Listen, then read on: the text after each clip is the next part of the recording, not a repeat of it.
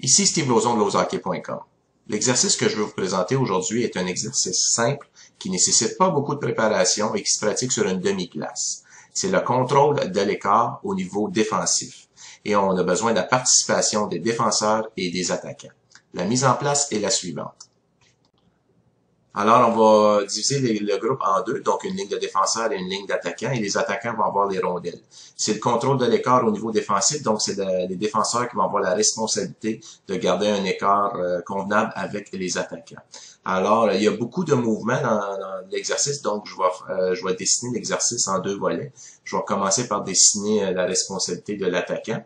Alors, l'attaquant, lui, au sifflet d'entraîneur, va partir avec une rondelle et il va faire la figure 8 autour des cercles. C'est-à-dire qu'il va partir à toute vitesse, il va contourner le cercle ici avec la rondelle et va aller se diriger vers l'autre cercle, va contourner le cercle à nouveau, va quitter la zone et va revenir pour jouer un contre un. Tandis que la responsabilité du défenseur, bien entendu, c'est de garder un écart convenable avec l'attaquant en tout temps. Donc, il va partir exactement au même moment et il va tenter de garder un écart d'environ un bâton et demi avec l'attaquant. Donc, il va suivre l'attaquant, il va faire le miroir. Rendu environ à ce niveau ici, il va faire un pivot. Il va continuer à le suivre du reculon. Il va, évidemment, comme s'il jouerait un contre un, l'attaquant va couper devant lui pour aller se diriger vers l'autre cercle. Donc, lui, il va le suivre à nouveau, va arriver vers l'autre cercle, va faire également un autre pivot, et par la suite, évidemment, il va simplement bifurquer sur lui-même pour venir jouer un contre un avec l'attaquant. C'est important de garder un écart, comme je te mentionnais, d'environ un bâton et demi.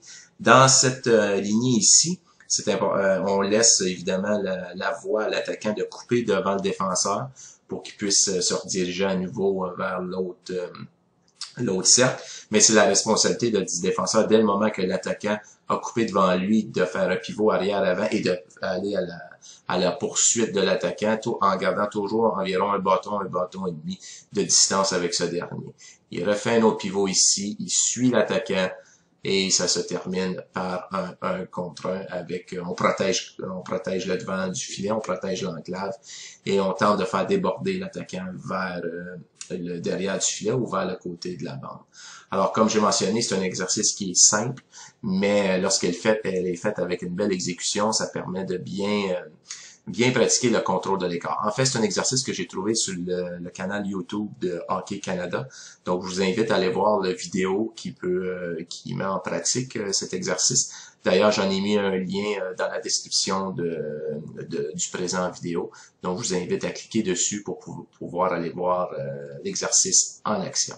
Alors, c'était le contrôle de l'écart par la figure 8. Les points clés, mais sont relativement simples, c'est de garder une distance d'environ un bâton et demi entre le défenseur et l'attaquant et toujours être en position de pouvoir attaquer, c'est-à-dire de protéger le vent du filet, de ne jamais laisser la chance à l'attaquant de nous déborder.